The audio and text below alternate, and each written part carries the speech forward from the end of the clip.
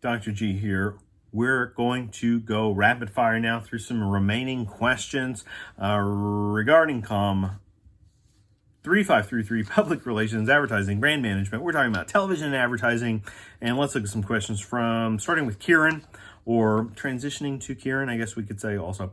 Integrated marketing communication, that's Robin Blakeman text we use in the class. Why are radio scripts double spaced? And without looking, I don't know if the question doesn't have a page number, so I don't know if it's cueing me toward a specific text. That's unclear. So it's an area where we can improve. We can go back to some old adages about double spaced and real life marketplace situations. Most documents are double spaced so that in a traditional sense, an editor can go in and add comments, right? The margins exist for comments. They can write and they can scribble and say, do this better, cut this. They can give directions to the copywriter, right? This makes sense. It's about that transition, that transaction, that feedback. And so it's also practice. This is why APA style or whatever academic styles, they're all double spaced, because traditionally you would print the paper out, you would hand it into, faculty member or professor, or graduate assistant, whatever. And whoever's grading that, evaluating it, needs space to do all those written comments, right? Because it is a printed document. So that's something to consider. And also there's the issue for some people is difficult to read single space because it's all kind of collapsed together. So it's easy to get off of the correct line of text. That's not everyone. That's not necessarily myself, but those are standard reasons. Next question, I like it. Describe 3 ways you can keep listeners engaged in your radio ads. Hey, perfect opportunity for advice as we're working on producing our own hypothetical radio spots or podcasting spots. Voice talent, sound effects, clear writing, right? Easy, clear writing, clear message. Voice talent, crisp, on point, right? We don't need any, mumbly jumbly or mess ups or whatever. Like, you need a clean read and it needs to be engaging. You don't need to sound like you're laying down, on a hammock, upside down, voice recording. You want strong engaged voice talent, and then, effects, sound editing, sound mixing.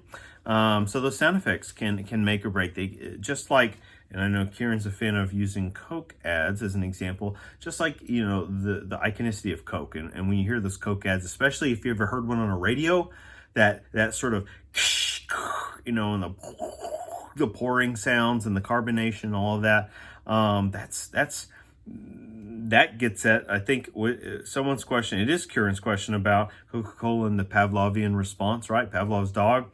I'll go ahead and spoil that question. That's where Coke was able to really entrap consumers by the millions and millions of Coke drinkers in the world. Popular culture, Marcel Denisi, here's a question. How have the social dynamics of sitcoms changed? And I just underline that and circle a question mark. What social dynamics? And then I would quickly point us to, all right, sit down, pull up 3 different sitcoms, 1960s, 1990s, and now something in the 20s, right? How's that different? How are those narratives and lessons the same versus different? What's changed? How about the way people look? How about the way people talk, right? What kinds of lessons are being explored either overtly or covertly in the narrative? Ads, fads, and consumer culture, Arthur Asa Berger. First question on here. All right. The question says, who limits the number of commercials permitted on TV channels? And I've reworded to say, who sets the number of commercials permitted on TV channels? And this is a negotiated process, television. It is. It's negotiated between the TV broadcasters, or what we call affiliates. Then we also have TV producers, all right? So the producers of the content. And then there are some bodies that seemingly have less and less of a role, like the FCC. And there's also some maybe not really governing bodies, but just sort of intermediary, exhibitor bodies that somehow played this role in television and how it's packaged. And they agree upon certain acceptable norms. And this is where the FCC did have an important role at one point. They were concerned about people, especially like children or whatever. And we can't discount how much of it was tied into Cold War era in the U.S., in particular, because real fear, they need to be able to have a mass medium method or way to abruptly reach out to the populace with important information. At the same time, they would also have programming and stuff like that, right? And make a profit along the way. Everyone was going to win. And I don't mean everyone. But it became a standardized process. Television is a segmented medium. I think that's an important term for us to remember. Segmented. It's broken into segments. Television program, segment 1, segment 2, segment 3, right? Sitcom has certain segment breaking points, just like a traditional drama, just like reality competition. And these shows are edited to fit that framework, a television framework. Half hour, hour. Half hour, hour. Maybe 2 hours for some special, like an edited movie or something, maybe a TV movie. Half hour, hour. And you're writing specifically to these blocks of time, and you're advertising and breaking up ad blocks to those specific time segments, okay? And that was the norm for half a century, yeah? And then, now we have streaming services, and it's a completely different ballgame. They're taking the model from pay cable, that is to say the black box, right? The HBOs of the world, Showtime, and these are commercial free, so they can do what they want. They show what they want, they can do what they want, and they don't have to program, exactly on the hour all the time, although some of them still do, right? A movie runs, let's say, hour 45 minutes. They don't immediately start another movie. Hour 45, and then they're going to run 15 minutes worth of coming up on, HBO or whatever. Internal advertising, that's what that is. And then they'll start the next program up at the next half hour. So that's a little bit behind the scenes there. Addressed, I mentioned a response to your question about Coca-Cola and Pavlov's dog, right? Sparking that recognition in the consumer's mind. But let's jump ahead. Why don't people need to understand semiotics or arcane jargon to understand the messages within commercials? Because commercials do not want to educate, right? They have no interest there. What? Is that profitable? Education? They want to advertise, right? So commercials want to advertise, and they want to advertise to stimulate the economy, right? For the business, but, potentially it's part of a collective, right? When everyone's doing good, but then also businesses are sharks, and so they want to be, alpha shark, that sort of thing. All right, questions from Avery. Red ink everywhere. All right. Integrated marketing communication. Blakeman mentions that IMC is a two-way communication, so getting the audience to respond is necessary. Question, how does it work? How does that work in a world where most of the younger generation doesn't operate like that? We were quick to assume that, but you respond by purchasing them, right? So that's the short answer. We respond to ads by purchase, by follow through, right? But the question, right? The complication ensues. So Avery continues, I feel as though younger people think of having to call in or even actually type in a social media account as too, quote unquote, hard. And it's all about convenience. Fair point, to which I'll continue, right? So you respond by purchasing the item. So that may not be an immediate thing, but we're talking about IMC, internet mediated communication. And so let's remember this. Young people follow, they like, and they share more brands than older people ever thought about. And it's true. Go look at a young person's activity on social media compared to an older person, right? Your grandparents, maybe your parents, they've been on, let's say Facebook for 5 years. Those early adopters, maybe 10 years, right? And let's just say that in a decade of use, they've maybe made 2,000 likes and about 500 comments.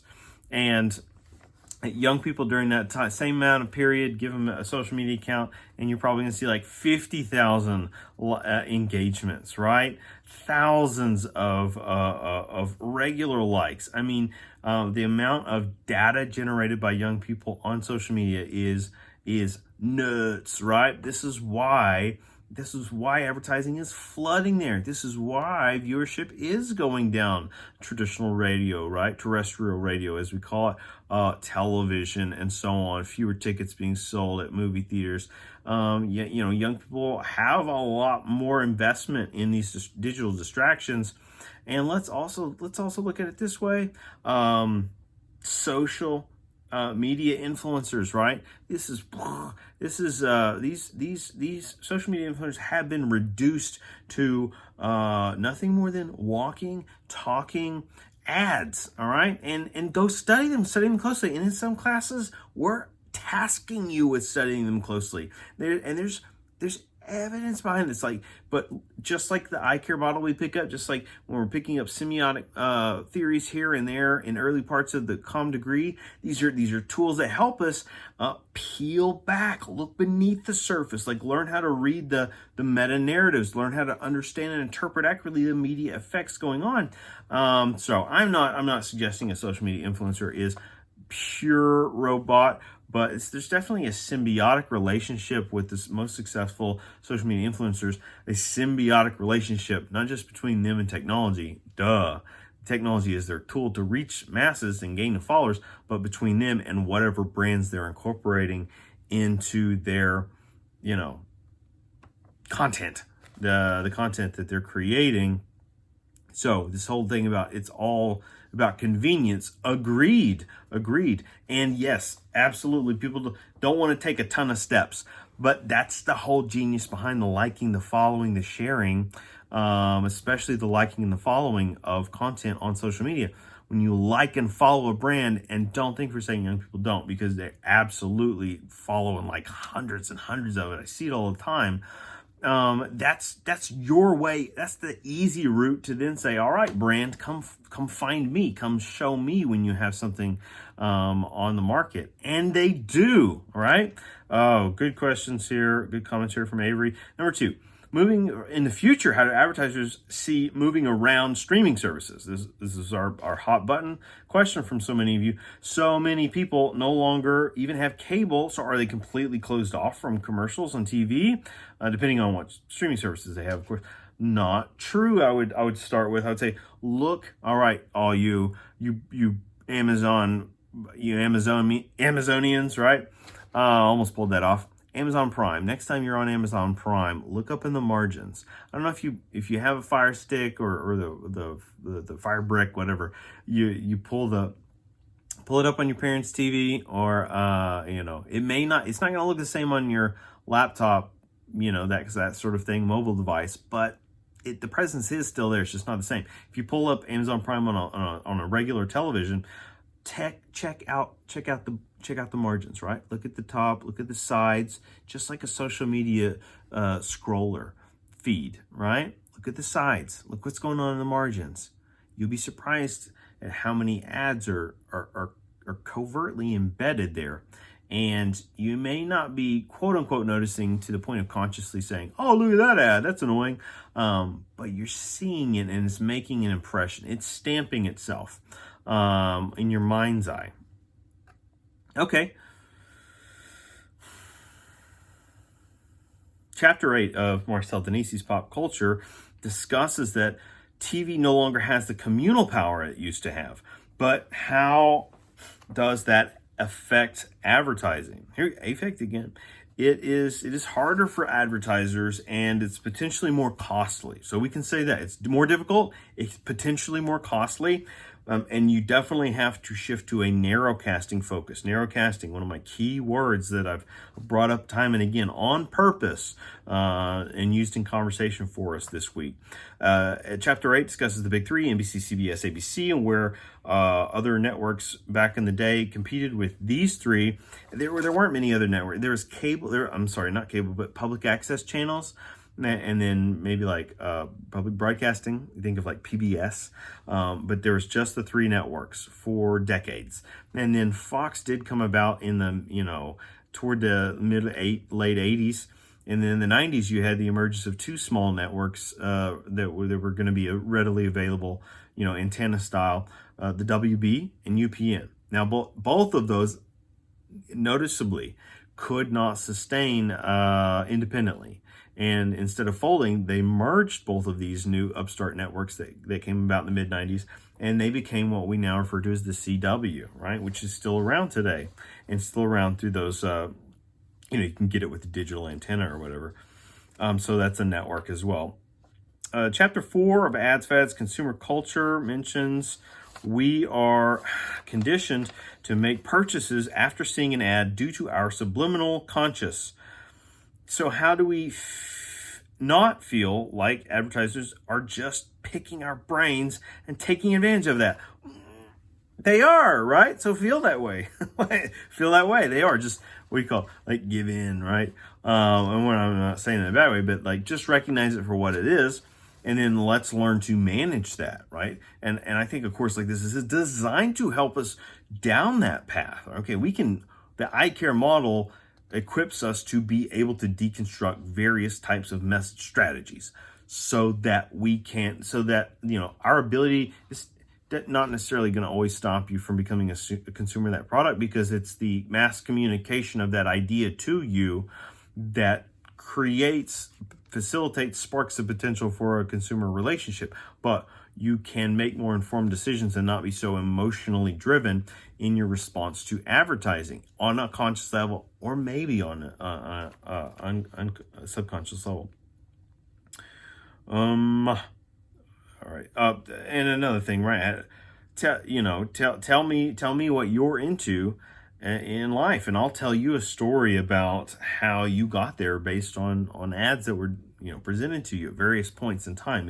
It's a part of our reality. It's a part of the way the free market is set up in this kind of deliberative democracy of civic engagement, and where we have that freedom of choice to sort of exist within and practice this shared practice and belief and business model of capitalism, right? And it's kind of sort of those rules of engagement, and people can climb to the alleged hilltops and get away and unplug and all that, and but it's only a few people that probably have some other type of privilege or luxury that allows them to get away from these media messages. Otherwise, it's kind of part of how we operate in society in the 21st century in the U.S. How do advertisers give a brand product a personality that is easily translated to TV commercials or ads when the brand is simple and pretty bland? And I'll snarkily respond, if it were easy, right, we'd all be marketing geniuses. But the good news is we could all go make amazing amounts of money, kind of help us achieve some squad goals, that sort of thing, to avoid that bland and simple commercial advertising. But think about something like Pixar, the way they often take very simple, rudimentary, soft ideas, and then they turn them into these deeply complex emotional vehicles of storytelling that get us engaged and get us kind of emoting and all that sort of thing, right? And then hence, fast forward, one of the legitimized brands out there at producing family entertainment and children's programming. All right, couple of final questions. We're in overtime officially. This video will take forever to render. Veronica asks, all right, the book explains the difference between Hulu and Netflix. Which book? I wrote. My question is, which one is the most successful when it comes to marketing? It's known that Netflix does not have ads, but is still considered better than Hulu. Do you notice that we pay more for Netflix? All right, so that's how they're more successful, but they also have arguably more quality on some ends. I know some TV critics that advocate for Hulu, but Netflix has been around longer, invested the most. But notice you're paying more. They each have the tiered systems, but Netflix's tiers are higher. And if you're outside the U.S. paying for Netflix, it is even more. I think our top tier in the U.S. is either $13.99 and $16.99. I believe in Canada it went up to $16.99 and like somewhere around the $20 bill, y'all, category. How much does brand pay to be displayed on a Netflix show compared to Hulu? Here's the tricky thing, and this is one of the tricky things with business and marketing and the streaming era, right? The digital age we're in is companies like Netflix don't abide by FCC regulations, so they're not forced to share any of their data or their information with the public. So they're notoriously cagey for not sharing information on their audience size, what programming is actually accessed in what ways, and it's all guesswork. So they've been playing a kind of chess game with Hollywood and media producers for a while now, and that's an interesting thing to keep an eye on. And then of course I mentioned the pricing tiers. Let's take Hulu for example. If you get the cheapest pricing tier for Hulu, ads, right? You still get ads just like on television, and a lot of them, and you can't fast forward through them either. So you're paying for it, right? You're still paying for those ads. The rebels are getting squashed by the empire. Seth, a couple of questions. Is traditional advertising still effective today? It says effective. Effective? Yes. With the internet, is interactive advertising the way to go in present day? Depends on everything. Depends on the product. Depends on the audience. Depends on the budget. Depends on the market. I mean, let's strengthen these questions. We don't want to leave too much to the imagination. Are infomercials still effective in today's society? Not as effective, but I've come up with a response here. Now we have entire channels that are nonstop infomercials. The QVC channel, the whatever buying channels. There's another one I can't think of its name, but also people on social media. We did this a little bit in one of our discussions, right? We were going out and finding someone. People on social media are now trained to essentially act like infomercial people. And some of them are effective at it, and a lot of it's campy repetition, and it's easy to spot. And we do spot such a thing. We did it recently in one of my on-ground classes, had a little exercise where we did that. It was a lot of fun. Can live events on social media be considered interactive television? Yes, if they have an interactive component. Think about American Idol, Dancing with the Stars, these competition reality shows that you vote in. Even cable news wants you to vote in now, right? Do this kind of stuff. Is it important for brands to be aware of pop culture? It's not important. It's essential. All right, everyone. Thank you guys for the one or two of you that hung around for the whole shebang. It's been good. Hopefully we'll have a chance to dig into your questions one more time. If not, this will be so long, not goodbye. And look forward to engaging with you in the future. Thanks.